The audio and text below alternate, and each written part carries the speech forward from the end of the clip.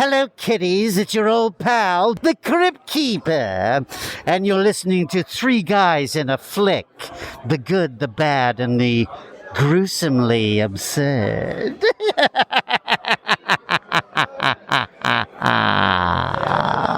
Ladies and gentlemen, please take your seats. The show is about to begin. Werewolves, zombies, and demons of every variety. They're all descended on a normally sleepy town of Warren Valley, Ohio, where the holiday and all of its strange traditions are taken very seriously. It's only 8, and the streets are already packed with costume visitors. Some to show off, others to blend in, but all to celebrate the magical night of Halloween.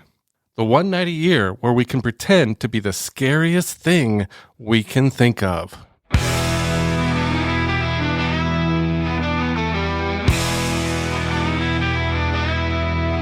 Three guys and a flick with Don, Ken, and John. Dive into the movies well after the dawn. From the good to the bad to the wildly absurd. They give a fuck about films. Their voices are heard. Welcome back. You're listening to Three Guys in a Flick, where we review the good, the bad, and the absurd. Tonight's episode, Trick or Treat. Beware spoilers. Trick or treat. That's what the name of it is, Trick or Treat. Yeah, that's just how it's pronounced too. Trick or treat. Trick or Treat. Or Trick or Treat. I don't know how you pronounce it. Oh my God. When a kid comes to the door, what do they say? Do they say trick or treat? They say, give me some damn candy. They don't say that. What do they say? Give me some damn candy. But it's spelled with just an R. Yes. So it's trick or treat. No. No, what do kids say? They go, trick or treat. Right, but that's not how it's written. Yes, it is. It's called trick or treat. Yeah. Not. Okay, children. Tonight's episode comes to us from a submission by Sean C. Thank you, Sean, for submitting Trick or Treat to the helmet. We hope you enjoy the show. Just not the pronunciation. Yeah. Sean, write in and tell us how you pronounce it. It's trick or treat. That's what kids say, but that's not the name of the movie. The name of the movie is Trick or Treat. Am I going to have to separate you two? He's wrong. Oh. Well, anyway, coming to you from Sheep Meadow. Hey, Ken, why are those girls growling at us? Because you're all right, sexy bastard. I feel dirty. Yeah, you should. My name is John. Tonight, Don decided for some reason he needed to go out for a quick bite or something, so I don't know what's going on with him. But to my left is the Professor Ken. Hello, everybody. And if you haven't been able to tell so far, we have a guest tonight joining us to fill in for Don. This is Seat Filler Julie. Hello. Seat Filler Julie. Aren't we giving return guests nicknames? Man. Yeah. It was either that or why'd you make me watch this movie, Julie? Yeah, I'm just thinking, is that what you want your moniker to be? Seat filler. Julie.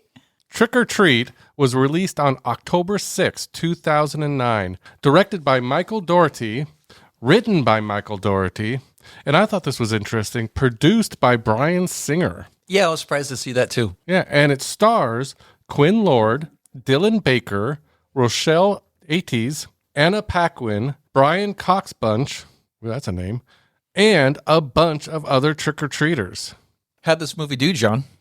It had a budget of $12 million, but at the box office only brought in $28,000. Why did that tank so badly, John? Because Warner Brothers, it was supposed to originally come out on Halloween in 2007, but Warner Brothers kept pushing it back and having issues with it and everything. So they finally released it in October of 2009 straight to DVD. Woof. So it just tanked the movie, unfortunately. But since then, it has developed something of a cult following. Yeah, you know, having a movie like this, watching it, and I'm thinking about the actors that are in it. It's like, okay, I did this project, and when are they releasing it? I wonder when I'm going to see it. I was talking to my parents about it, and, we're going to, well, I don't know. I don't know. Mom, I don't know. I have no idea. And hey, your movie's out. It is? Yeah, well, we rented it. You rented it? Anyway, I just find stuff like that because stuff like this does happen on a regular basis. Had either of you seen this movie before? You had not. Julie? Yes, I had. And why? What? I know. What? I saw this probably about 6 years ago. So why did you see this? You lost a bet. I don't remember why I was forced to watch it. You were drunk. It was because we were going to Universal Studios for Halloween to go to their haunted horror houses. Horror houses? That sounded really bad. To go to their horror nights Haunted of horror. houses. Haunted houses, their nights of horror. And they had an actual trick or treat house. So with Sam and everything. So I wanted her to watch the movie before we went through the haunted house. Well, I remember the house and them sitting on the porch, but I don't remember watching it because of that. Yeah, I made you watch the movie because of that. That's why else would you have watched that movie? So ultimately, I don't know. that's what it's really about. John made you watch the movie. Right. Did John make you watch the movie this time? Come on, be honest. Yes, because I'm the seat filler. So I watched it last night. I, on the other hand, had seen this movie quite a few times. Of course, not in the theaters, but this was one of those go-to rentals I used to rent around Halloween every year. I wonder why you would choose to watch this around Halloween every year. Huh. I don't know, but this is the movie we chose to end our Halloween series for Three Guys. Well, it's such a Halloween-y movie. Mm-hmm. The really cool thing I think about this movie, and one of the reasons why I enjoy this movie, is a lot of people look at it and say, oh, they stole from this and they stole from that. No, the director, Michael, was trying to pay homage to what he considered the best horror movies franchises out there, things like that. So in this movie, you will see references to Child's Play, Pet Sematary, Creepshow, Christine, Halloween, Lost Boys, The Thing, even It's a Great Pumpkin, Charlie Brown. Yeah, classic horror movie right there. Mm-hmm. But just all these Halloween-themed movies. Yeah. So it's kind of fun to kind of look for those references throughout this movie. And we'll bring some of them up when we start talking about the plot and things like that. Well, in reading through this stuff and then reading the Little Lost Boys, it's like, oh, yeah, I do remember. Because I remember wherever it was, it's like, yeah, it was a little bit like that. So, yeah, it's like, all right. Yeah, they took music from the Lost Boys. In one scene, the car that's Christine drives in the background. Yeah, I didn't catch that at all. Yeah, just little things like that. What did you think of the non-linear storytelling? There were all these separate stories that kind of merged in together. Well, that was definitely something that I think is appealing in this movie, that you have these stories that are, I don't want to say that they're interwoven, but at the very least that they are that they're overlaying each other a little bit, and that you are able to see throughout the entire movie that, oh, this is during that time. And okay, that's why we hear that. Oh, and that goes with that. Okay. So, yeah. And after it was all done and I'm flipping through the notes and I'm looking at stuff, it's like, okay, so I need to go through and watch this again so I can see this at the 3-minute mark, the 4-minute mark, the 7-minute mark, the 9-minute mark, the 32-minute mark, the 50-minute mark. It's like there's all these little things that, I want to be able to see that again. So I did find that compelling for storytelling to see that and to not necessarily, as you say, have that nonlinear approach. But I do also enjoy hearing the fact that the editing process to have this go through and me to have that experience, the editing and the director, they referred to it as hell. They thought that it was just this brutal process because it is such a painstaking process about, wait, how do we weave this so it is a part of that story and we need to have it. But that's too soon in the storyline because they wanted everything to work chronologically somewhat accurately. And so I enjoyed that part, but they did not. What about you, John? I actually enjoyed it because one of the things I find fun every time I watch this movie, I see something new that I didn't notice before. For example, the fact that as each story is being told, the characters from other stories are all in the background doing their stories. So you can see they're all kind of happening mostly at the same time or right before or right after. So I enjoyed that. I caught more little references to other horror movies. just some of the lore. It's a fun movie, I think, just to watch and try to catch all these little things. It's one of those repeatable movies that you can watch over and over again and see different things. All right, Jules, what about you? You are watching this movie. Is John yammering on in your ear while you are watching the movie to look for this and watch for that? Or did you see this or did you notice that? Actually, he didn't. I actually watched it upstairs pretty much by myself. He came up towards the end. So, yeah. Good. But what happened the second time we watched it? Tonight, Yeah, I yammered on it. the entire show. Okay, but let's go back to when He's 8 years old. But let's go back to when John was not yammering in your ear the whole time and you watched it. Did you see any of the story arcs splashing over into each other at all? I did. I actually really liked how they tied it together and that they had all of the different stories go. I think it kept my interest because I normally get bored in these type of movies. Oh, sure. Right. But I did notice, watching it, like the robot in the very first scene appears, and a couple times during. And then we're there again at the very end. Yes. Yes, and you know exactly where you're at. Exactly. Mm-hmm. Yep. Mm-hmm. Yeah. So I thought that part of the movie was really, really well done. One thing this movie does that I don't know if you'd technically call this a horror movie or just kind of almost felt like a campfire stories, telling the scary stories type movie. But did you notice that we didn't see any killing on screen? All the deaths happened off screen.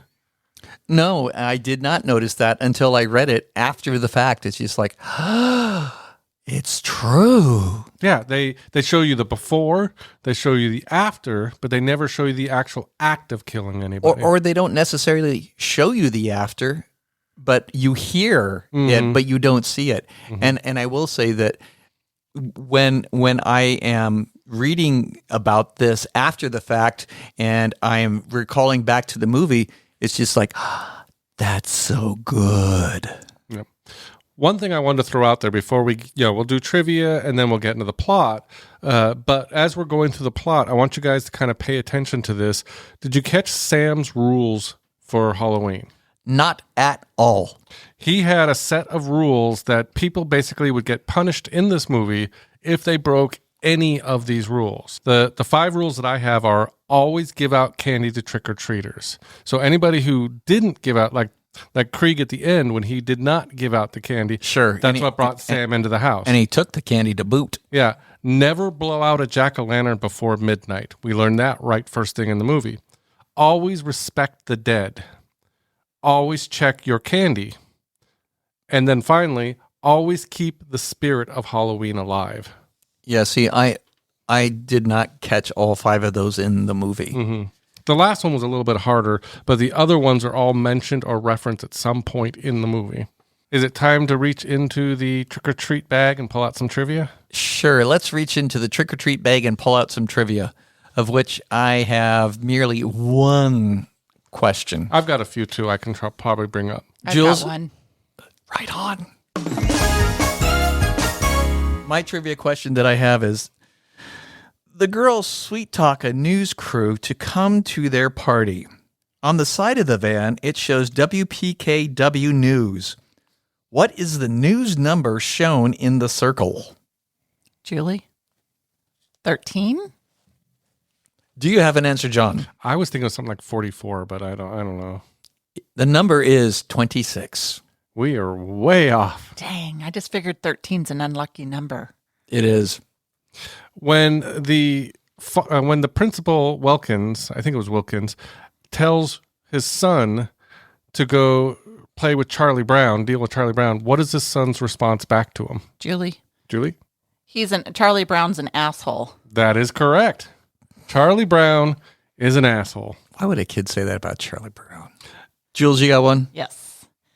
Emma ignores Henry's warning and breaks a Halloween tradition. What does she do? John. She blows out a candle.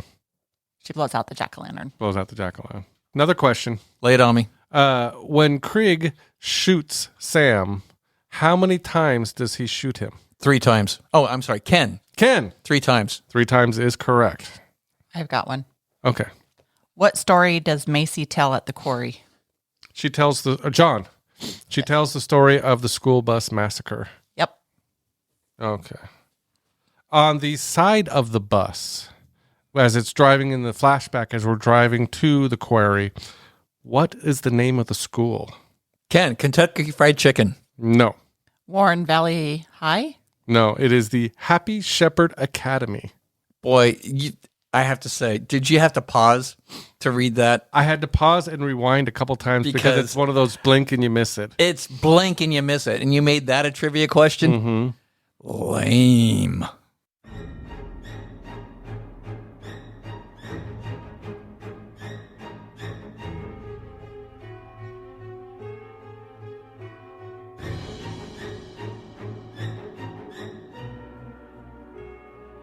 Trick or Treat. Stop it. Trick or Treat takes place on Halloween night in a fictional town of Warren Valley, Ohio. The film unfolds through a series of interconnected stories told out of order, all linked by one mysterious figure, Sam, a small trick-or-treater in orange pajamas and a burlap sack mask, who silently enforces the rules of Halloween. The movie opens with Emma and her husband returning home from a night of Halloween festivities. Henry loves the holiday. Emma hates it. Ignoring his warnings, she blows out their jack-o'-lantern before midnight, breaking one of Halloween's key rules. While Henry dozes off inside, Emma begins taking down the decorations, only to be ambushed and brutally murdered by an unseen figure. Hours later, Henry discovers her mutilated body displayed among the yard decor. So our movie opens up, I believe, with these old style, like, warnings of Halloween. Yeah, little safety video things. Yeah. What do you think of just the style of opening? Campy, and by the time we're to the end of the movie, I understand having it being the way that it is, but having it open the movie is like, okay. I felt like you're absolutely used the perfect word, campy. I feel like it kind of set us up to this is what we're in for. This is what to expect. A movie that probably doesn't take itself totally seriously. Right. Well, and I didn't understand why she insisted on taking down decorations on Halloween night while kids were still trick-or-treating, because her mom was coming over the next day. Because apparently it wasn't Hanukkah. Yeah, she was pretty hardcore about that. Who takes down their Halloween decorations, that night? Well, it seemed like there was a little tension between the couple because he's like, I'll do it in the morning. She's like, no, you won't. And so she's like, I'm just going to do it tonight. Maybe there's some marital rift there. Yeah, that's kind of what I felt. I mean, I can't think of anybody who would, one, take down their decorations. I can understand people blowing out pumpkins, but I can't understand anybody taking down their decorations. Yeah, like even before you go in. And then we get the first sense that something might be slightly off because we have this first-person perspective of somebody watching the couple debate about what it is when it comes to Halloween rules. Mm-hmm. And it kind of gives you, especially with that first guy in the costume staring across the street, gave me kind of Halloween vibes, like the movie Halloween. Yeah, totally. Just that silent figure just staring. Yep. Did you think that might have been the killer at one point? No, but it definitely made me think, what the hell are you doing just standing there staring for? I thought about that too, but then I thought, if you think about it, you're wearing a Halloween mask. You don't know what the person's looking at. He's just wearing a mask. So he wasn't technically staring. No. But it looked like he was. Yes. Very creepy. And so she starts taking down all the decorations while she tells him to go upstairs and put the movie on.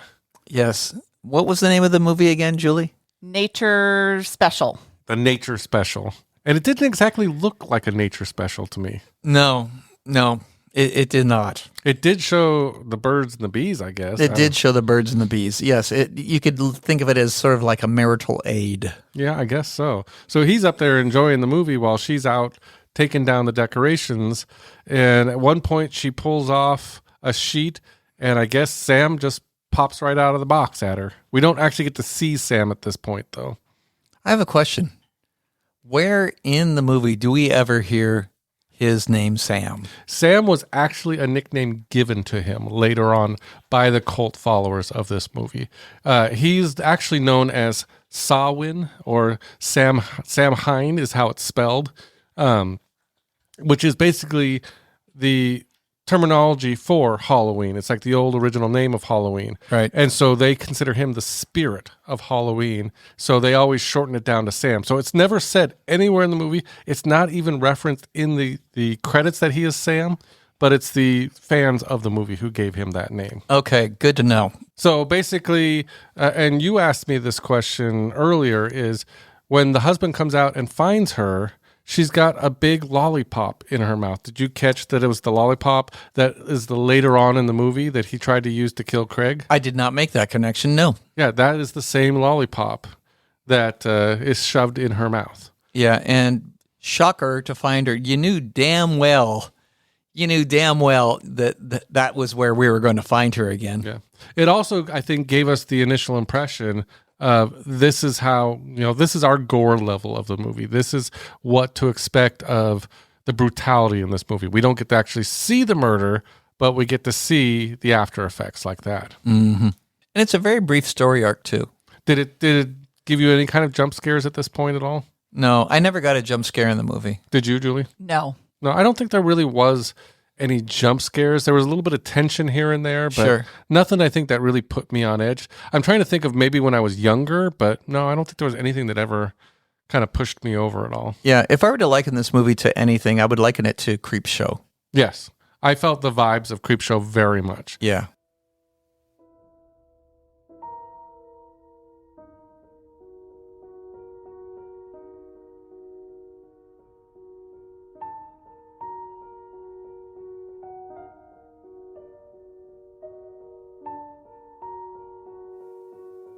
Local school principal Stephen Wilkins catches a mischievous kid, Charlie, smashing pumpkins and stealing candy.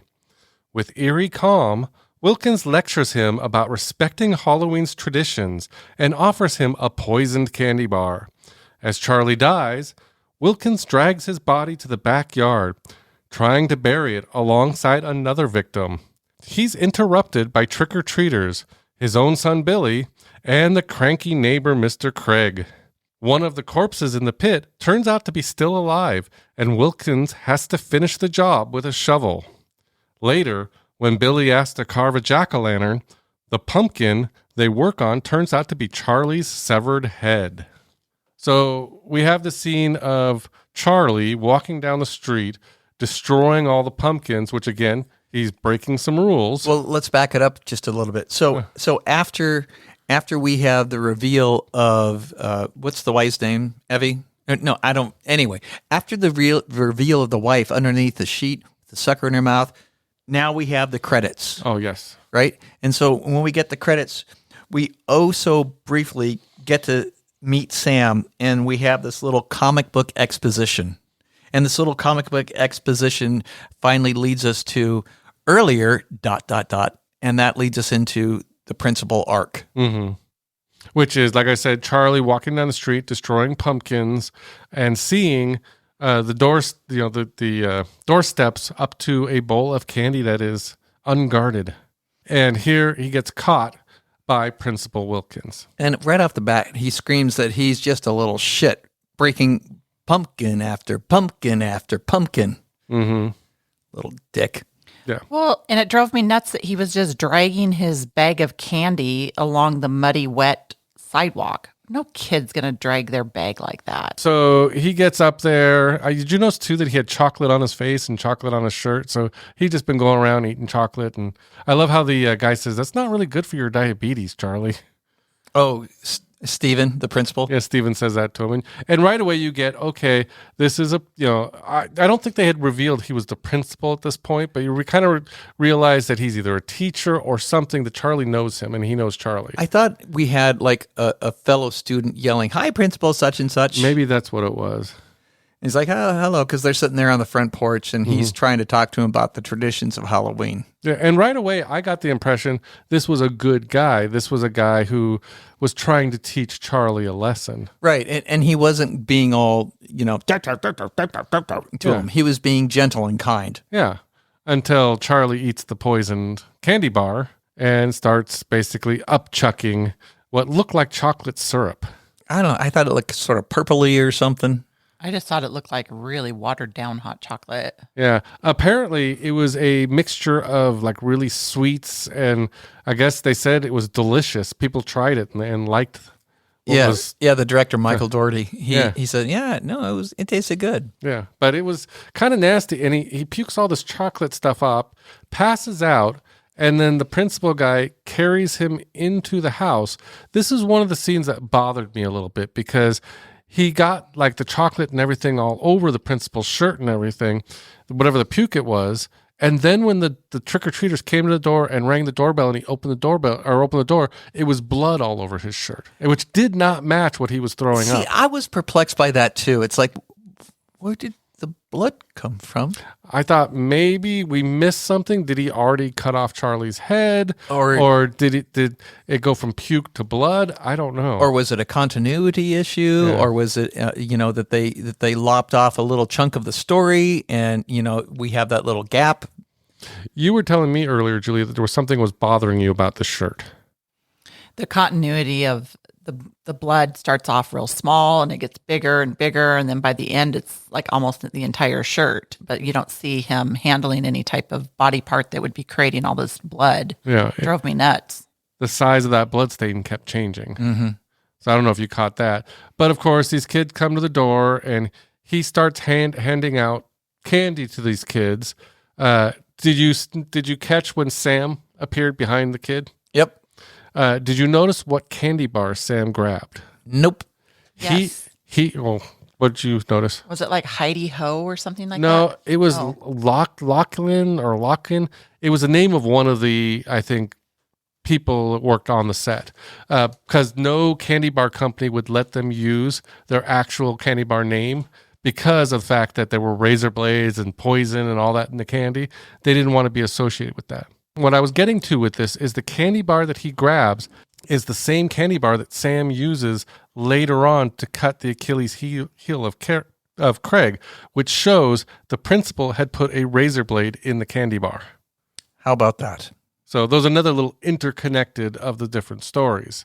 So he hands that all out, and one of the interpretations I read about this movie is, you notice Sam never goes after the principal.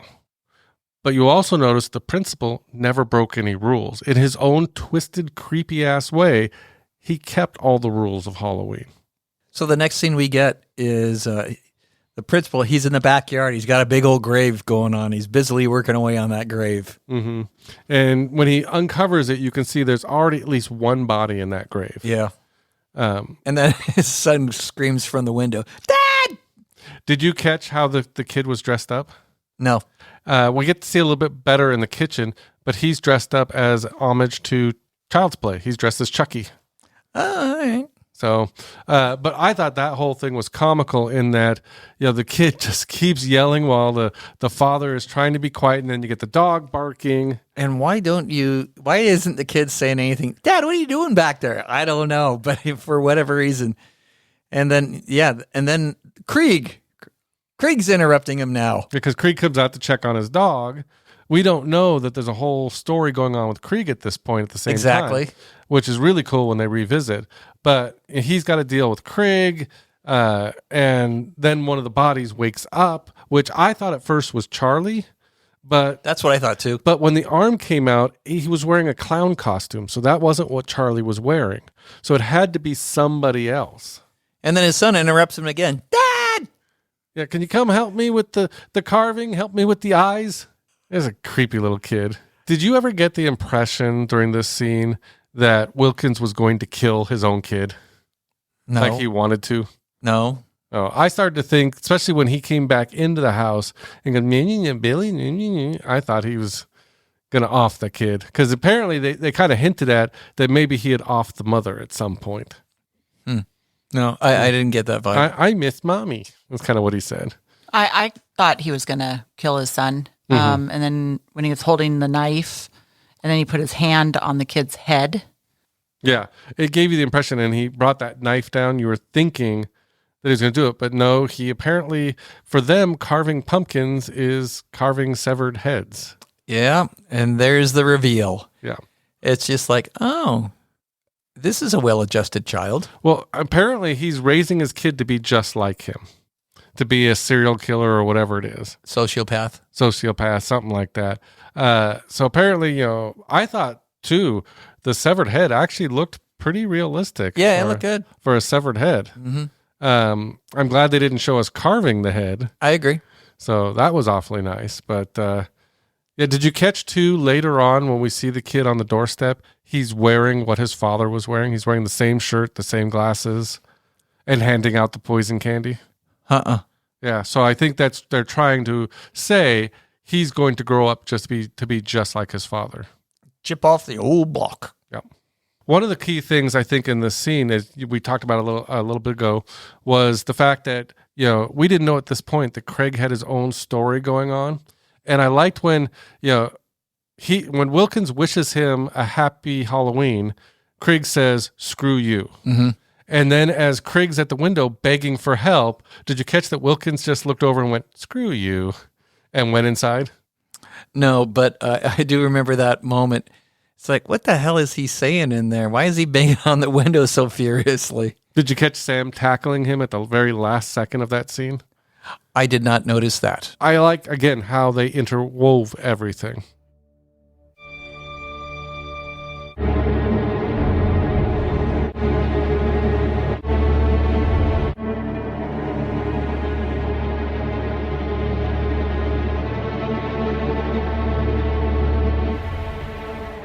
A group of teens, Macy, Schrader, Chip, and Sarah, invite shy, Halloween-obsessed Rhonda to join them at the quarry. Macy tells a local legend, years ago, parents of 8 mentally disabled children bribed their school bus driver to kill them. The plan went wrong and the bus plunged into the quarry, and the children drowned. The driver was never found. At the quarry, the teens pull a cruel prank, pretending to summon the dead kids to scare Rhonda. When the real undead children rise from the lake, the joke turns deadly. As her bullies are torn apart, Rhonda quietly leaves them behind, pulling her wagon of glowing jack-o'-lanterns. On her way out, she crosses paths with Sam. The two exchange a knowing nod. So we kind of get to see these kids early on when they show up at Principal Wilkins' house to trick or treat, and this is where you get to see the blood on the shirt and everything. And so Wilkins hands out the candy, and they, first they're scared because they love, they're scared by his outfit, and then of course they love the outfit. But Macy asks for the jack-o'-lantern for UNICEF. They're collecting for a scavenger hunt for UNICEF. Did you get any kind of weird vibe from these kids? Not yet. Did you think maybe because Macy, one of the things, again, that was kind of pointed out in this movie, or not really directly pointed out, but every costume the person in the costume was actually opposite of their normal character. So like for us, Macy here is dressed like an angel when she's kind of an asshole. Mm-hmm.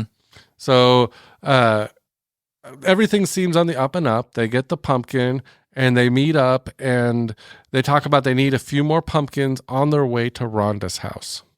And when we get to Rhonda's house, it's full of jack-o'-lanterns. What do you think of Rhonda's house? It was over the top. Anyway, I have that image as part of a presentation that I make for my students when we talk about traditions of Halloween. Mm-hmm. And so I have a series of pictures showing behind me as we talk about, why we do Halloween the way that we do. And that's one of the pictures. It's just like, oh, it's from Trick or Treat. One of the things I forgot to mention is on the way, they go to another house where apparently there is an adult party going on. Oh, yes. What do you think of this lady in the cat suit? What the hell? You guys want a drink? One of the things I thought was interesting in this scene, and again, it's one of those, you have to watch this movie a number of times to catch it, is what did the pirate kids say was going on in the background behind the cat lady? Such and such was fucking a pig. They said, Coach so-and-so dressed as a hot dog was, as he put it, butt fucking a pig, which we just watched the movie again. We noticed they were kind of twerking in the background. But the reason why I bring that up is later on when we get to the campfire in the sheep meadow scene. Yeah. Did you see that there was a hot dog costume lying on the ground? I specifically and distinctly noticed the hot dog costume, on the ground, but I certainly didn't connect it from anywhere earlier in the movie. Apparently, and I have watched this movie a number of times trying to catch it, but from what I have been told, because you see the hot dog and you see arms of a woman that matches the lady in the cat costume, that she was one of those girls in the sheep's meadow. She was one of them. So after the party, now they go to Rhonda's house and we get to meet Rhonda for the first time. What do you think of Rhonda? Well, I already could tell it right off the bat that Rhonda is somebody that is looked down upon because Macy, she comes across totally as if girl. It's just like, oh, you're a bitch. And with that, this Rhonda girl, she's somebody that we should be respecting. I like how the boy first calls her, and it's a horrible word to say, but he calls her retarded Rhonda. And then retard Rhonda. And someone's quick to fix that, saying, no, she's a savant. She's actually very smart. No, well, Kate, no, the phrase was, she's an idiot savant. Oh, idiot savant. Okay. Yeah, so that's backhanded as well. Did you get the impression right away? I think I did the first time I saw it was, okay, they're setting her up for something. Clearly, she has spent her life being ridiculed by her peers around her. Mm. But Schrader, he gives something of a different vibe. And with that, we have a sense of compassion that is being given to Rhonda through Schrader. I got the impression early on not to trust Schrader. And I'm glad I was kind of proven wrong. But when Macy says to him, "You're on," and then walks away and leaves him there to talk to Rhonda, I thought, oh, he's going to chat her up and get her confidence just to hurt her later. I could see that. So I didn't trust him right away. What did you think, Julie? I just thought they were all brats. Yeah. Yeah, I have to say I was mildly disappointed that Rhonda chose to go along with them because I'm thinking, they're not your friends. I'm thinking she was just excited to get invited out by people. Maybe. To go trick-or-treating or something. Yeah, maybe. I love how she goes on to kind of, as they're walking, she starts telling the story, and we get a little bit of our lore of Halloween and Samhain and all of that. Oh, sure. And All Hallows Eve. And she's telling it to the pirate kid who's just not getting it. Clearly. And she just ends it with, "And I like your eye patch." Because she could see he wasn't following along at all. Yeah. He would have needed a net on top of his head in order to catch all the things that were going over him. Mm-hmm. So, but they get to this rock quarry, and we start hearing a little bit about this school bus massacre. Right. Macy lays it on. And so finally we get the story told of what happened with the school bus. And again, this is what gave me those campfire vibes of people telling the scary stories around a campfire. They hand the story down. Yep. Yeah. Yep. And so she's telling the story of a school bus of kids that were had either disabilities or were mentally deficient or something that, they were hard to deal with kids. Did you know that for that scene, all the kids on the bus were actually played by disabled I did kids? Not know that. Yeah, and I thought that was interesting that they had disabled kids playing disabled kids. Sure, and props to them for that unto itself. Yeah. And so we go through this whole segment of the bus driver being paid to take him to the rock quarry. I didn't get what he was going to do specifically. Like, he got up and started handing out the candy. Was he just going to kill the kids? Was he going to push the bus over the quarry and not be in it? But it wasn't until the vampire kid got out of his restraints and he drove the bus over the cliff. Yeah, it's a curious thing because, if he's being paid to take out the kids, is this his one little last act of redemption that I'm doing something nice for the kids? I'm giving them candy before I'm killing them? Yeah. I didn't get that, but I kind of thought that since he brought the bus right up to the ledge, he's probably going to have that bus go over the ledge. That's what I thought too. And I didn't click right away that we needed to pay attention to who the bus driver was until the bus goes over and they say, and the bus driver was never found. Which is interesting because they also said the kids weren't found either. Mm-hmm. Yeah, and I didn't make the connection until we get the fireplace of the burn, the burning picture. Julie brought up something from our recent watching of it. What jumped out to you to look for to make the connection? Was the ring on the right hand, the school ring? He was wearing the same ring that the bus driver was driving the bus. I never noticed he wore a ring. I did not notice it either. Julie pointed that out to me. And the scars. And the scars on his face kind of matched. It was hard to tell if they were wrinkles or scars, but they kind of matched when the guy climbed out of the water and had scars on his face. So I also wanted to talk about the kids on the bus in their costumes. Those were terrifying. they look like they're all handmade. That rabbit one was terrifying. The one that bothered me was the paper bag in the back of the bus. Okay, but those costumes were actually based on actual photographs of period pieces that were made. No, they were terrifying though. That clown one with the red hair. Oh my gosh. Yeah. If you look at pictures, from the 50s, the 40s, the 30s, you look at those pictures, those black and white pictures. This is them celebrating the holiday. Oh my God. And it looks almost as equally terrifying when you look at the children with the pictures with them and the Santa Claus at that time. It's just like the Santa Claus is just like, oh my God. Yes, Santa Claus back in the day was very frightening. So so their costumes were based on, period pictures that they drew inspiration from. It reminded me when I was younger and we used to wear those masks with the snappy. The ones you always got so sweaty in. So sweaty, yes. Did you ever go behind someone and snap them? Yes, people did that to me. And then you had those little tiny slits for your eyes, so you really couldn't see. And they would cut into your skin, those things. Yep. Yes, they were terrible. This is why Gen X, I think, is the toughest generation, because we put up with things like that. Yeah. So another thing that kind of bothered me a little bit with continuity and all that is the bus drives over the edge into the quarry, goes head first. The front of the bus goes into the water, and they show the bus sinking.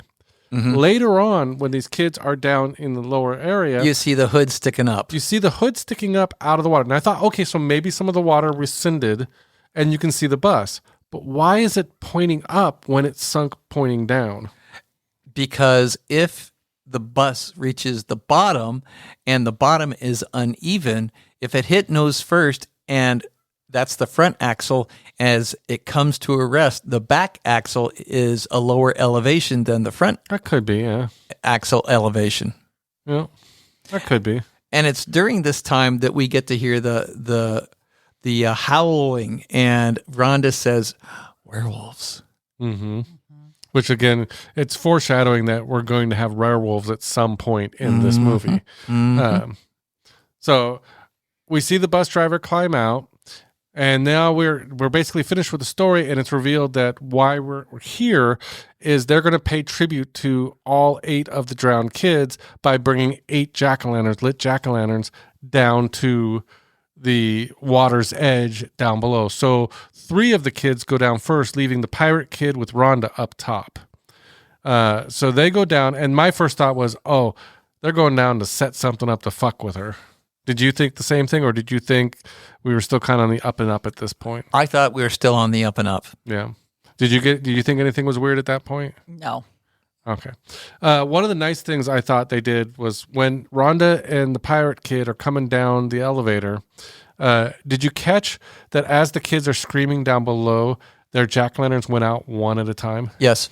I thought that was kind of clever to show, oh, something's happened to those kids. But then again, in my mind, jumps back to one of the rules was don't blow out the jack-o'-lanterns. Bad things will happen if you blow out the jack-o'-lanterns before midnight. So I thought, okay, this is a sign of something bad happening. I just took it. You didn't have to know that something bad's going to happen if you blow out the candles before midnight. Yep. Something bad was happening regardless. And what was really shitty is when they get down to the bottom, the pirate kid is too afraid to come out of the elevator. So Rhonda, being brave as hell, goes out herself and even turns around to the pirate kid and tells him, as long as you keep the jack-o'-lantern lit, you're safe. It'll protect you. So that was kind of a big hint to something coming up. So she goes down and she sees the mass floating in the water, Right. Thinking, oh, something must have happened to all of them. And of course, hand comes out of the mud and grabs her. Was that a jump scare at all for you guys? I did not jump scare, but I knew that that's what's going to happen. Mm-hmm. Yeah, it didn't. I figured something like that was going to happen. Did you think right away it was either a prank, or did you think it's the zombie kids? Zombie kids. Zombie kids. Zombie kids? Okay.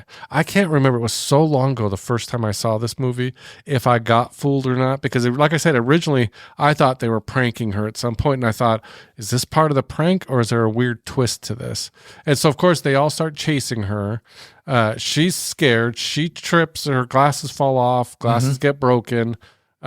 She is scared out of her mind and falls into a puddle. And once she falls into a puddle, that's where I go, oh, you little shits. Yeah. You little fuckers. Look what you're doing to her. Yeah. But the boy comes out and basically says, okay, enough. We've already scared the hell out of her. Can't you see that she's afraid? Can we just stop here? And Macy's like, no, come on. We're having fun. She's being a little bitch. She is. So they help her up. She's, again, scared out of her mind, still confused, doesn't know exactly what's going on. Schrader basically says, okay, we're done. Let's just get out of here. We'll take her home, everything. Did you catch what Macy did that I think, in my theories, caused the problem? Nope. She walked to the edge of the water where the bus was and kicked one of the jack-o'-lanterns into the water, putting out the fire. Now, they'd already put out the jack-o'-lanterns earlier, but I think it's this, what she did here, was a violation of the Halloween rules when the veil is thinnest, that allowed these zombie kids to come back. Yeah, I was curious why they chose to come back at this time. Could it be just because they sensed the malice of having Macy being such a tormentor to this girl at the expense of these children who suffered and were killed? I also thought maybe it was because she's almost connected to them in the way that she's kind of, she's got an issue, they had issues. So maybe it was a little bit of that too, but no, so they all come out and they start chasing the kids. Did you think that Rhonda was going to let them on the elevator? I didn't know what to think, but I thought that she would have had some sort of compassion for Schrader. Sure. I thought so too, because Schrader was the guy that was most guilty about it, who felt bad for her and wanted to protect her. But at that point, she was like, he went along with it. Mm-hmm. He violated the rules of Halloween, and he went along with it. Yeah, he was complicit in the plan. Yeah. But why didn't any of them hang on or try to jump up on top of it and ride up as well? They just all stood there and let the zombies get them. I thought the same thing. I would have grabbed the bottom. I would have grabbed the bars. Something. I would not have stayed down below. But she rides up. Do you know why she was protected? She had the jack-o'-lantern with her. She had a lit jack-o'-lantern with her. Because she had said earlier, you're safe as long as you have a lit jack-o'-lantern to protect you. And because she respected the holiday and because she didn't break any of the rules, that's why Sam just gave her a nod as she walked off the elevator. And did you notice in her cart was lit jack-o'-lanterns that she was leaving with? Yep. So again, shows her respect. I noticed too when she was in the little elevator thing, they kind of zeroed in on the keys. I thought for sure those keys were going over, and she was just going to be stuck up top and couldn't get out. But they never came out. Did any of you guys focus on that? I thought she was going to drop the keys, and the kids were going to, we'd go back to them and see them trying to get the elevator to come back down. Okay, but you heard some gnarly sounds coming from below, but as she's exiting the elevator, there's definitely some shit going on down there. Oh, they were eating them. They were tearing them apart. And one of the things I should have mentioned earlier, when Charlie got killed earlier in this movie, I think that kind of set the bar for nobody is safe. Because normally in these horror movies, kids are usually safe. You don't see kids getting killed a lot of times in these type of horror movies or scary tales. At this point, we've lost Charlie, and now we've lost these three kids. So again, they're not holding anything back. They will take out anybody in this movie. I didn't get that. What I got was, if you're a dick, if you are a shit, you are going to pay the consequences in this story arc. You're going to have your comeuppance. Yes, absolutely. It is going to happen. It happened in the first story arc with the wife being tink, tink, tink, tink, tink, tink. It happened in the second one with Charlie the bully crushing all the pumpkins and being just a total asshole. And then we get that as well right now for Macy, because she is just a little prima donna bitch that got her comeuppance as well. It's this, okay. So yeah, in a way, anybody who dies in this movie, you're going to be like, you kind of had it coming a little bit. I did notice too in a lot of the different scenes, it always seemed like a jack-o'-lantern was getting blown out, or something like one of the lights was, the flame was going out in a jack-o'-lantern, or a jack-o'-lantern was destroyed or whatever. And that seemed to really piss off Sam.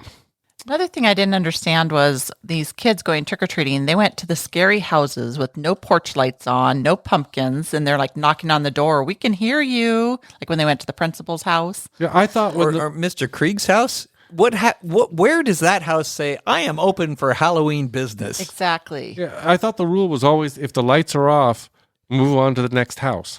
Yeah, that's like the golden rule. I thought maybe that, there's always that one house in the neighborhood that's the scary house, and that maybe the kids were challenging you. You go knock on the door. No, you go knock on the door.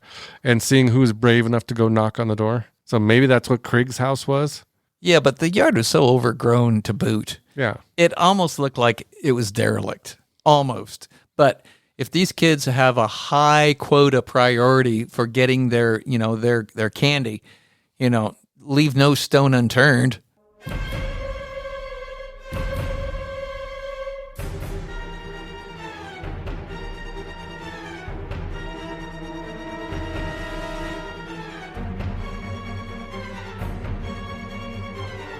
Lori, a reserved 22-year-old dressed as Little Red Riding Hood, joins her sister and friends for Halloween.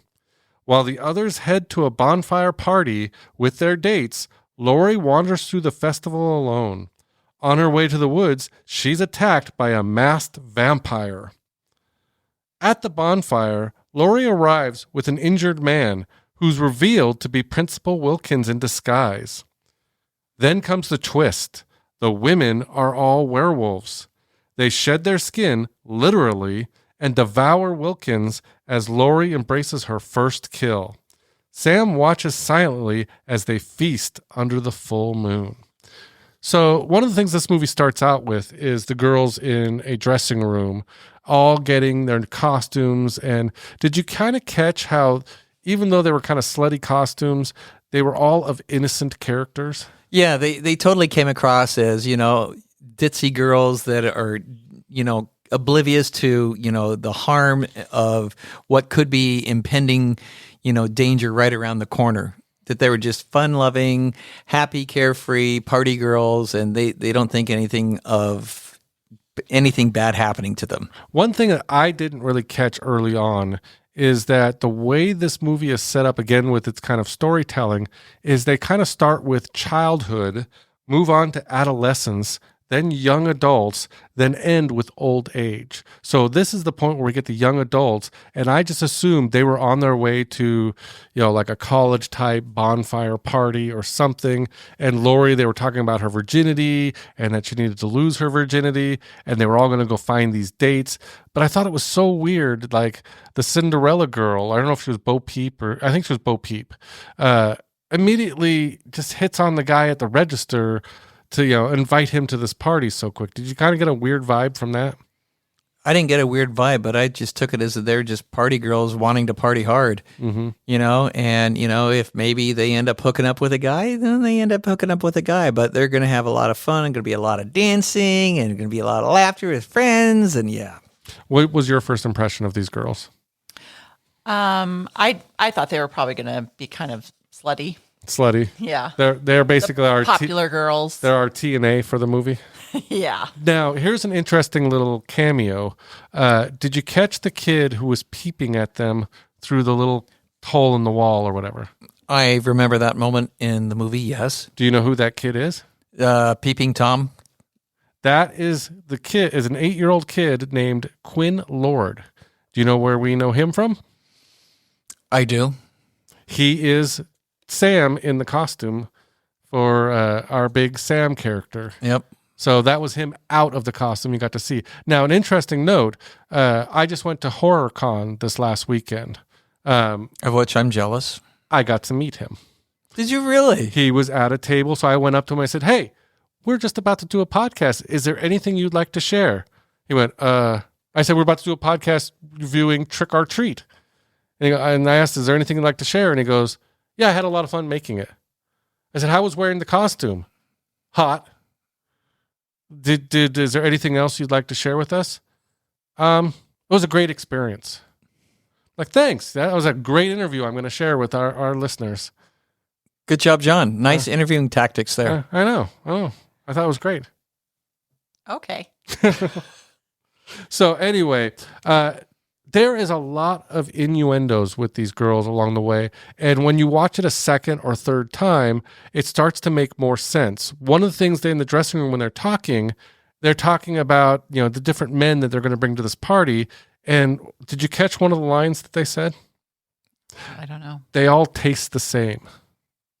I thought that was a weird thing for girls to say in a dressing room, that they taste the same. But then when you think about it later, what they turn into when they turn into the werewolves, that line makes more sense. Tastes like chicken? Yeah. And there's another comment later on that the older sister says that Lori was the runt of the litter. I mean, just all these little innuendos. Did you catch the significance of Lori's costume? Well, sure. Now you know that she's a werewolf. She's the antithesis of that. Yeah. Again, like I mentioned earlier about everyone kind of wearing costumes that was opposite of who they really were. She dressed as Little Red Riding Hood, but she was actually the big bad wolf. And it was kind of a hint that she was a wolf in sheep's clothing. Yes, which is also worked out rather conveniently for little Bo Peep. Yeah. What I really appreciated about this whole story was normally in these movies, and especially with Lori when she's kind of being pursued by this vampire character, women in these type of movies are always kind of the last girl, or they're the victims, or they're the ones who are kind of being chased by these mean, bad men. It was a great twist to see that they were the monsters, that they were the ones who were victimizing other people. And this is kind of, she's being stalked by Principal Wilkins, who we don't know is this guy who's pretending to be a vampire and killing people. Well, this is where he's going to get his comeuppance. So at any time, did you think Lori was in trouble? Did you think that she was in danger? I did, because, we keep spending time with her. Here she is. She's kind of depressed and she's feeling lonely. And, everybody's got a guy but me and my sister. She wants me to come on and go along. I don't want to. And yeah, so I don't know. Because we spend so much time with her, it's just like the shoe's going to drop. Mm-hmm. There's something more to this than just this. When she is going through those woods and he finally confronts her. That is kind of wild, the path that she was walking along, because it's just, the whole path is, lit by all these jack-o'-lanterns. This whole town, I know they said that the town takes it very seriously, but they must have a hell of a lot of pumpkins. Yeah, it's surprising that there's pumpkins left in the patch when you see so many pumpkins everywhere. And they don't believe in fire safety, because all these lanterns are lit all the way through. Just out in the middle of the woods, you have lit jack-o'-lanterns. That's just crazy. Yep. And all the time in the world to carve them. Mm-hmm. That's what I was thinking about as well. It's like, somebody has to carve all those pumpkins, man. Who's doing all those? It was Rhonda. I'm sure Rhonda carved them all. So we get to the point where she's confronted by our little vampire guy. She's confronted by our vampire guy. For me, that was kind of tense. I thought she was kind of screwed because he bit right into her neck. I thought, well, great, now she's a vampire too or something. Right. Where are we going with this? Yep. And the very next scene, we see someone wrapped in a Little Red Riding Hood cape fall from a tree. Well, first, it's the girls at the party. It's like, Maria, she's worried. It's like, where's her sister? And, and Lori, she's attacked. And okay, then bam, he drops into the party just like that. Wow. Did you expect the big reveal that was the vampire guy wrapped in that cape?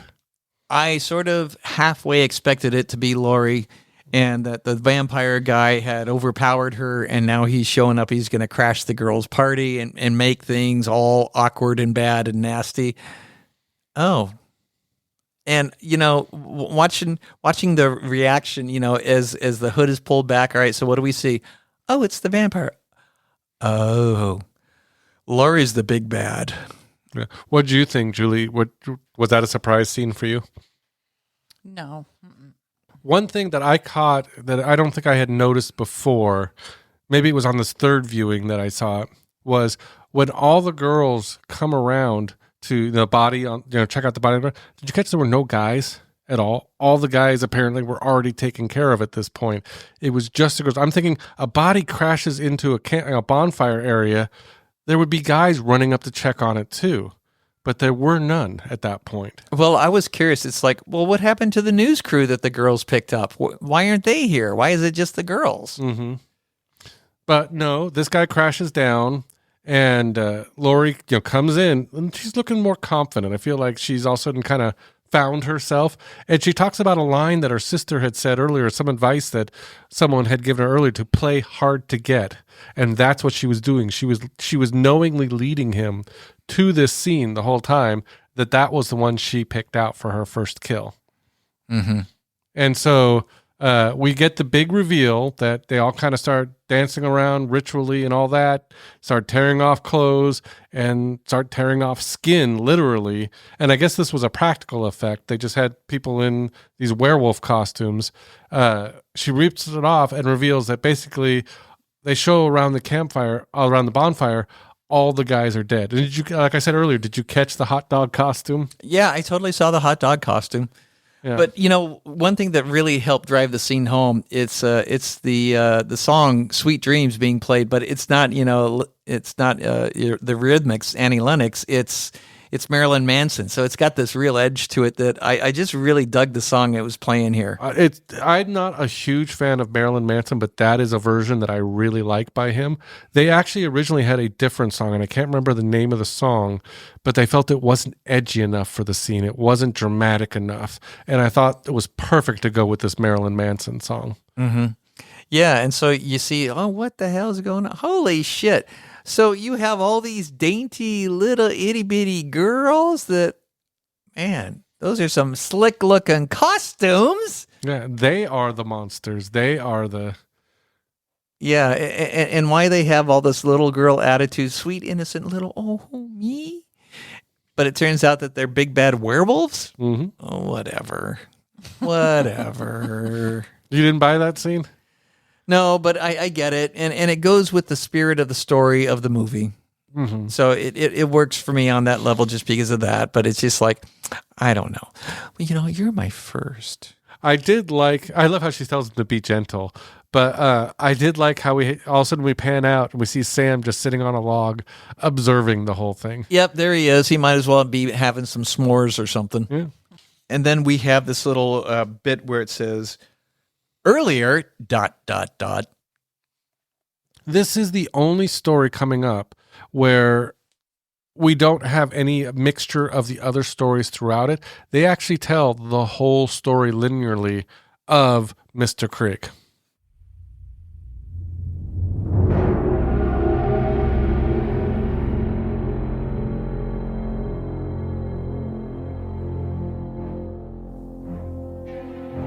Back at his house, Mr. Krieg, the grumpy neighbor who hates Halloween, spends the night scaring off trick-or-treaters. Soon, strange things start happening. His yard fills with pumpkins. Messages appear on walls, and Sam breaks into his house. After a vicious fight, Craig unmasks Sam to reveal a demonic pumpkin-headed creature. Just as Sam is about to kill him, a stray candy bar lands in Craig's lap, and Sam accepts it as a proper Halloween offering. Having honored the rules, Craig is spared. In the fire, we see photos revealing Craig's dark secret. He was the bus driver who killed the children. The stories come full circle. A battered Craig hands out candy to trick-or-treaters, Billy Wilkins happily passes out treats on his porch. Rhonda wheels her pumpkins home. Lori and her werewolf pack drive by laughing, and across the street, Emma blows out her jack-o'-lantern again, sealing her fate. Moments later, Craig enters the door to find the undead bus children waiting. This time, justice is served, and Craig's Halloween night ends in blood. Roll credits.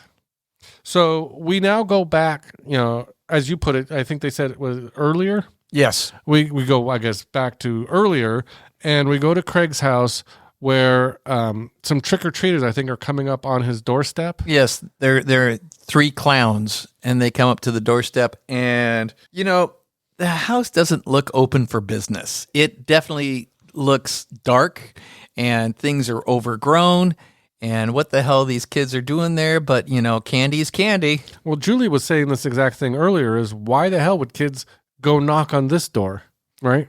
Yep. Right. And so, they decided to knock anyway, and then you hear 5 different locks unlocking. It's just like another sign that says you're not necessarily open for Halloween business if you have 5 locks going on. You haven't opened your door tonight? There's also that wheezing going on. I think the wheezing from his was something that really just kind of annoyed me. But the door opens up, and you get these green eyes in the background. Coming out of the darkness. Yeah. And all I kept thinking was, we already saw the little dog earlier. I figured this is the neighbor guy. So it's probably just a little dog with a reflection of light on his eyes or something. Well, the dog starts growling and barking, and he comes tearing out of there. It scares the crap out of the kids, and they flee for their lives. And leave their candy behind. Which Craig just picks up and takes on into the house and praises his dog. Did you like how he had little light up eyes on the dog? Yeah, pretty savvy there. Yeah. So he sits down in his chair and starts eating the candy, and he bites into the candy bar and immediately kind of just looks disgusted by it and throws it to the side. One theory I read was that might have been one of the poisoned candy bars, and that's why it didn't taste good, so that's why he put it to the side. I don't know for sure, or maybe he just doesn't like that type of candy bar. That could be, too. No fan theories, Jules? Nope, but do you know what the name of the candy bar was called? What was the name? Holly Ho. Holly Ho was the name of the candy Holly bar. Ho. Okay. Yeah. Thank you so much. You're welcome. We could use that as your nickname if you want. Fuck off. So Craig basically, we now start going through the cycle of the dog hears some noise, runs out the doggy door, out the back. He goes out to the back to inspect it. We hear the dog chewing on the finger, which earlier Wilkins had thrown over the fence to the dog. And my thought is, if you're a serial killer, why would you be throwing body parts into your neighbor's yard, even if it's just to appease a dog? I don't think I'd want anybody to find a finger bone in their backyard or in their dog's poop. He didn't think that through very well. Yeah, but we get the whole storyline that from earlier from Wilkins in his backyard. We now get Craig's point of view of it. Yep. And go ahead. I was going to say, I wonder where the finger came from, because the people that were in the grave were in like gunny sacks. So there was no fingers to cut off. My theory is that, remember the kid that woke up in the clown costume and his hand came up?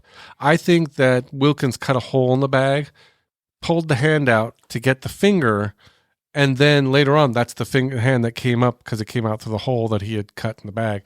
I don't know. It was very odd. It was very odd. But what I took out of the whole thing was the back door is open, completely left unattended, and Krieg is paying attention to his neighbor, not the back door. Yeah.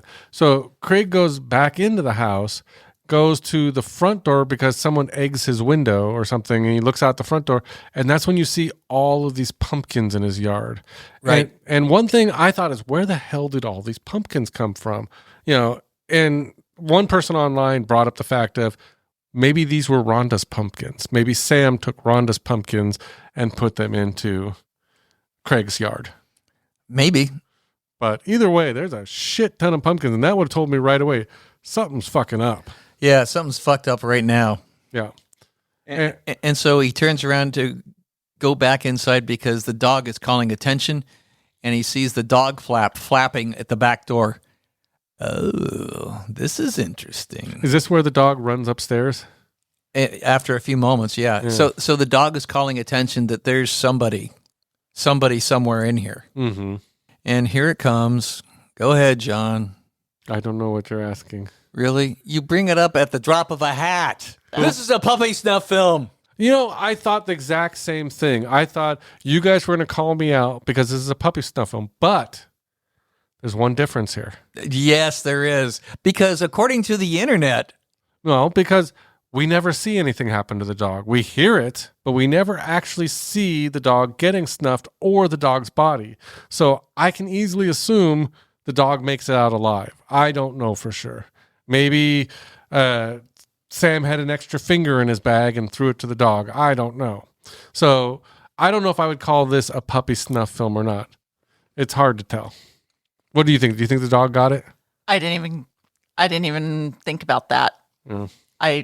No. But admit it, when you heard that scene, you heard the dog would think you thought of me about puppy snuff. Yep, as soon as I heard that, okay, John's going to call us a puppy snuff. Usually a movie will lose a point or two if it's a puppy snuff film. Yeah. For me. Here we get Craig going upstairs, and we see that motion in the bed, which I just assume was the dog. Well, so I like the hallway walk. It's like, okay, what's the reveal going to be on the other side of the door? And I was very curious by the time he got to the end of the hallway, what's the reveal going to be when we get through the door? This whole scene, I think, was something that Julie, you brought up, you did not like.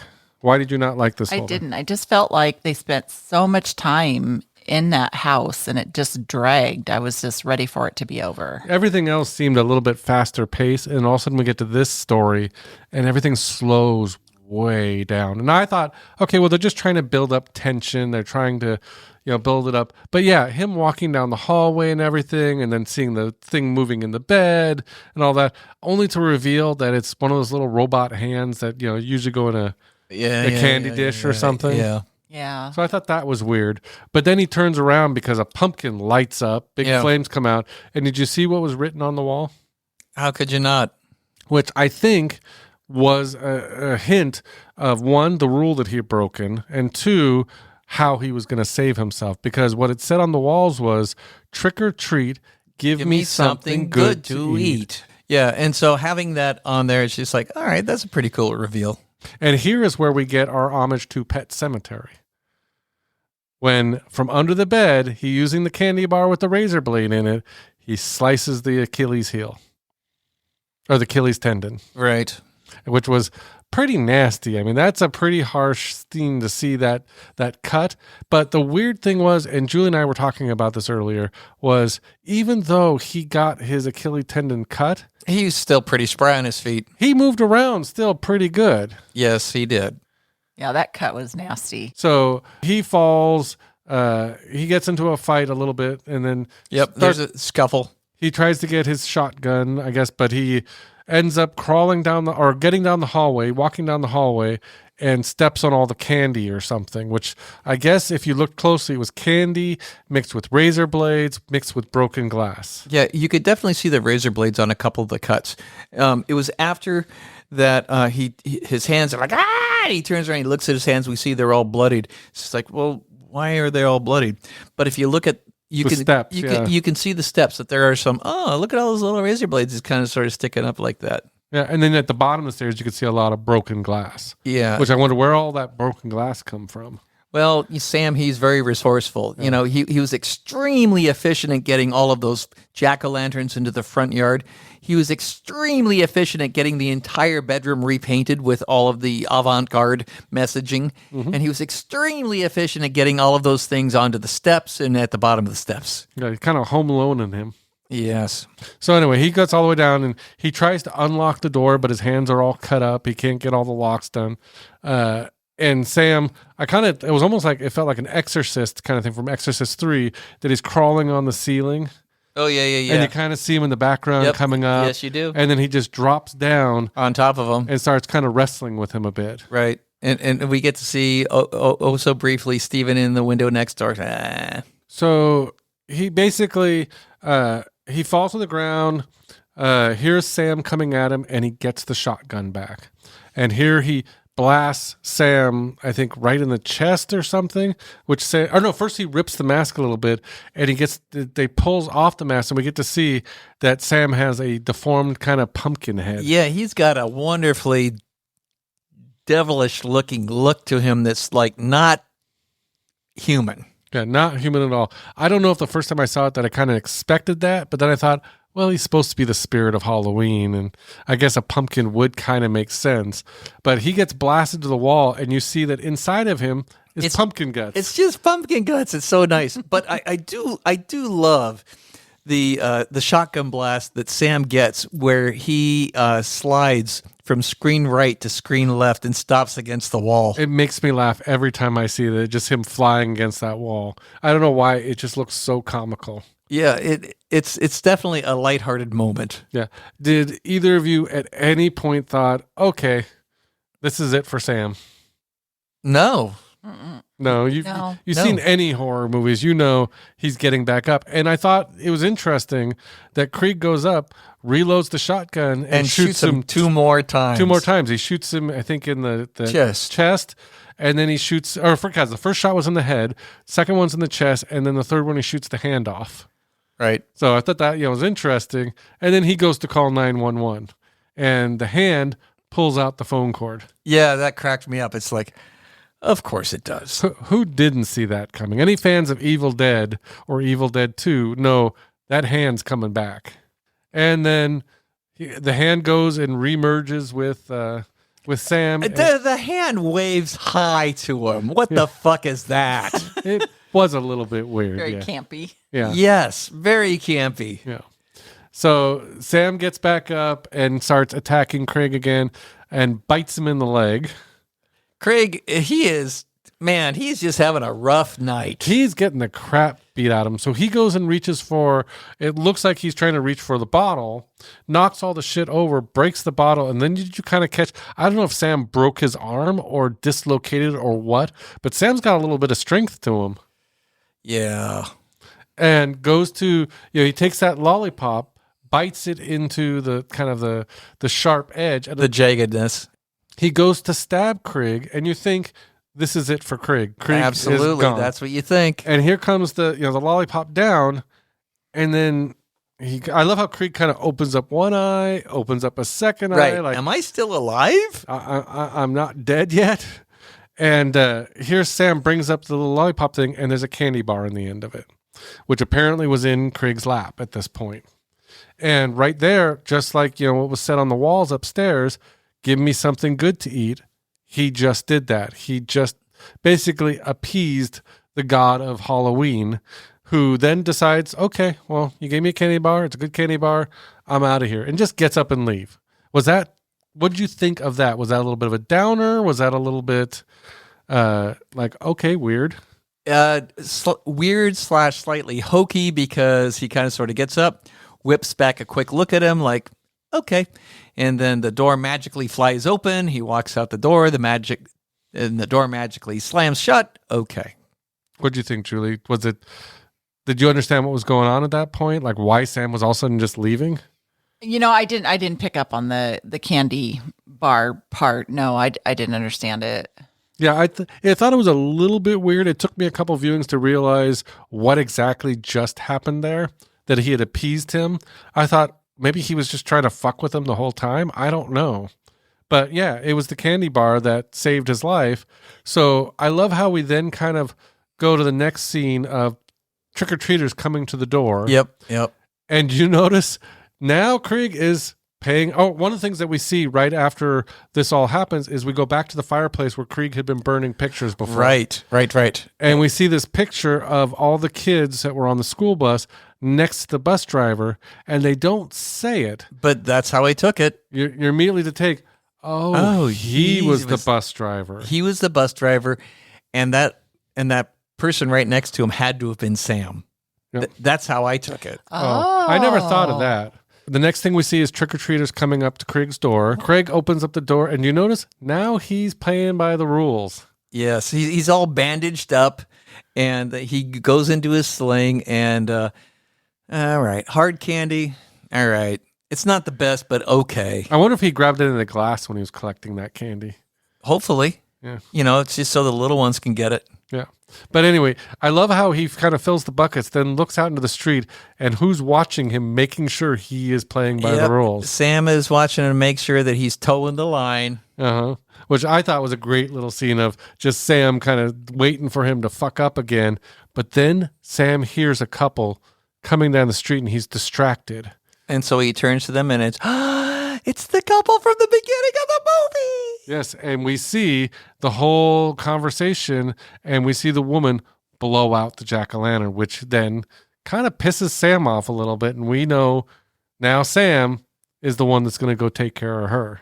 We think that's the end of the movie, and, Krieg closes the door, and right off the bat, it's the zombie kids that took care of all the ones down at the rock quarry. It's like, wow, they have come back to him. Yeah. And you're thinking, what the fuck is going to happen here? But the only thing we get as the movie ends is trick or treat. One thing I do want to point out in this movie, and the crew made a point to let people know about this, is that most of the pumpkins that are seen in the movie are either foam or ceramic.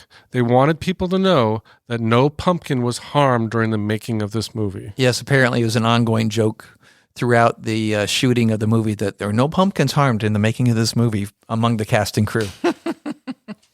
So that is Trick or Treat. Stop it. I'm ready to rate this flick. Ken, are you ready to rate this flick? I'm ready to rate this flick. How about you, John? Are you ready to rate this flick? I'm ready to ding-dong ditch this bitch. Hey, Ken, how do we rate these movies? We rate our movies on a scale of 1 to 5 fucks. 5 fucks is a movie that we think is cinematic gold. A 1 fuck movie is where you get done watching it and you're thinking, I'm never watching that again. And what is a 0? A 0 fuck movie is where you get done watching it, you turn to your buddy and you're like, oh, for shit's sake, what the hell? Why would you make me watch this? I want 1 hour and 22 minutes of my life back. Or in other words, we just don't give a fuck. So who wants to go first giving their review? Usually we let our guests go first if they'd like to, or they can decide if they want to go last. Mm-hmm. I'll go first. Okay. Get it over with. Okay, so Trick or Treat. I'm not a huge fan of horror movies, and I actually didn't hate this movie. I didn't think it was all that bad. Although it's a bit campy, but most horror movies are. I liked that it had 4 different stories and how they tied them all together. I thought they did a good job with the costumes and the set designs, although I've never went trick-or-treating in a cool neighborhood like that as a kid. I thought the rules of Halloween were fun, and I thought Sam was so cute and innocent as long as you followed the rules of Halloween. I could be egged into dress up as Sam for Halloween if, my group was doing horror movies for costumes. I'm so holding you to that. It got a little boring with the last storyline of the bus driver in his house. I felt like that dragged out. The scuffle went on for far too long, and I just found myself wanting to move it along. But overall, I think it's a good watch, and everyone who loves the spirit of Halloween should watch it. I'll think twice now before blowing out a jack-o'-lantern before midnight. Therefore, I give this movie 3 fucks. 3 fucks from the seat filler. Oh my God. Ken, would you like to go next, or would you like me to go next? I'll go next. You go next. Why, thank you, John. Trick or Treat. This is a movie that I have been familiar with only because of the character of Sam. He is the central figure in this, and he has come to be known as an icon in the horror movie world. But now, after seeing the movie, I understand that he is an icon of what it is to have a mascot, if you will, for Halloween. And he is somebody that is a good character that is sprinkled throughout the movie. It's fun having him be in all of the different story arcs of the movie. I didn't know what to expect out of the movie, and for the most part, I found the movie to be fun and easy to watch. The characters have their comeuppance, which is satisfying to us, the viewing audience. Like, yeah, you're a jerk or you're a dick or whatever. Yeah, okay. You know what? I don't feel that bad. And having the story arcs being brief, it made the movie move along that much faster. And it was something that made the movie fun to watch because I only had to pay attention to a little bit of a story arc at the time. Having the editing fall the way that it does, where we have the overlap of other story arcs added to the element of, oh, okay. It kept me invested with the movie, that I was able to make connections with other story arcs while they were happening throughout the movie. The characters of the different storylines, I didn't find any of our stories to have somebody that I didn't necessarily have ill feelings towards. I didn't have an ill feelings necessarily towards Mr. Krieg. I didn't have ill feelings towards Sam. I didn't have an ill feeling necessarily towards, the werewolf girls. I didn't necessarily have an ill feeling towards the fate of what ends up happening to our prankish kids out at the rock quarry. It's just like, okay, I'm okay with that, kind of, sort of. So I find that this movie really does seem to embody, the Halloween spirit of things. The only thing that it didn't necessarily have in it that you sort of associate with the Halloween of things would be some sort of a witch story arc.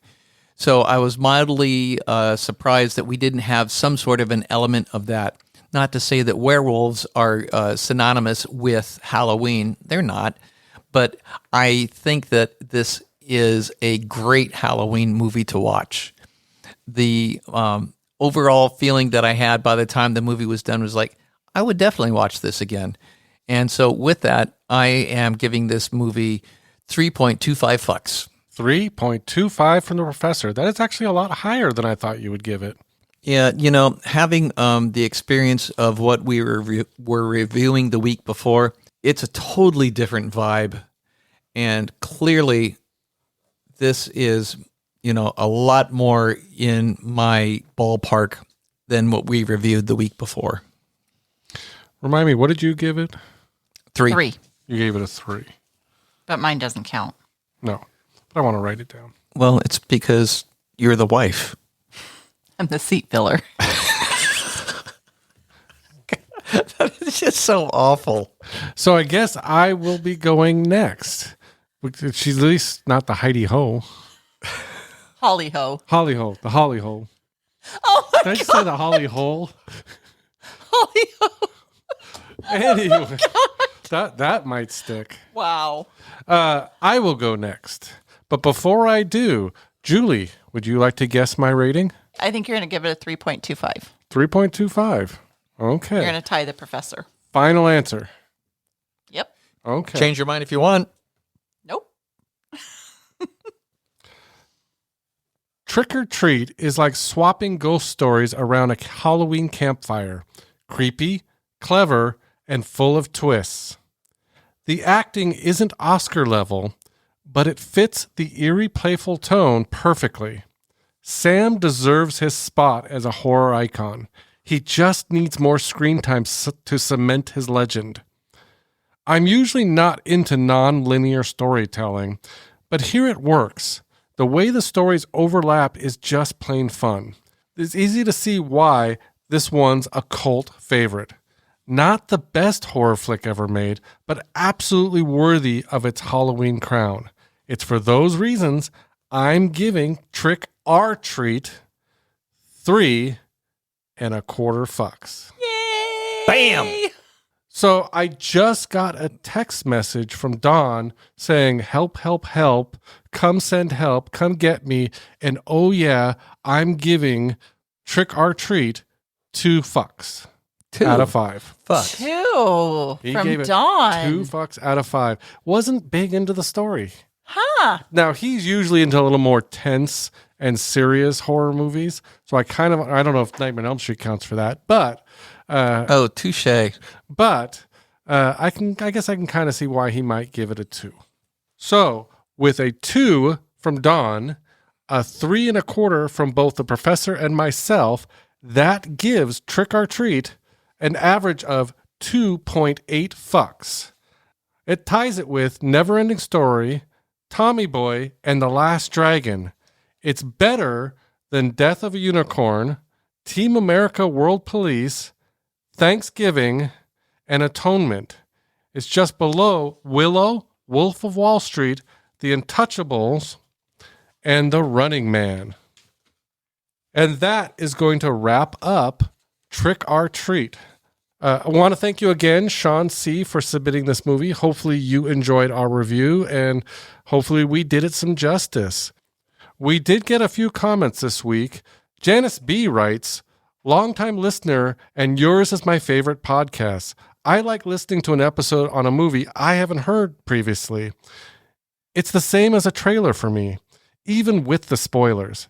Keep up the good work. And I want to thank everybody who submits a movie and submits comments. We love hearing from you, and we love hearing your suggestions. They all go right into the helmet. By the way, Julie, where can they find us?